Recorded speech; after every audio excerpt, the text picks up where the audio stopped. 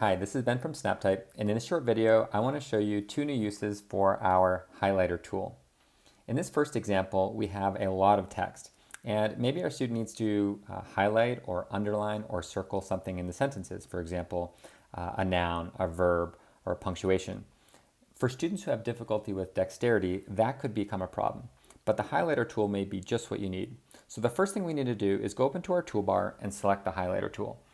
Now, if you don't see the highlighter tool here, you may need to go into the SnapType settings and enable it from the hidden icons.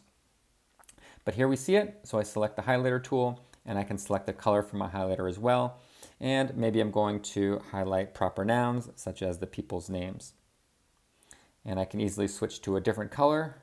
And maybe here I'm going to start highlighting some of the verbs. Okay, so that's one very simple solution for using the highlighter tool. Let me show you one more scenario where the highlighter tool may be helpful. In this worksheet, I need to color in some of the shapes, but if I were to use a standard pen, it may be difficult to see which shape is underneath. So depending on the dexterity of the student, we may or may not be able to see what's underneath that pen drawing. But if I use the highlighter tool, again, I can do this with just using my finger, so I don't actually need to hold a pen, a highlighter, a stylus.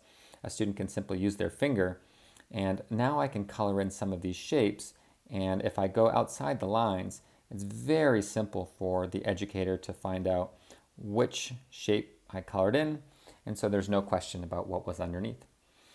In any event, that's all I have for you today. I hope you and your students are going to love SnapType's new highlighter tool. Thank you.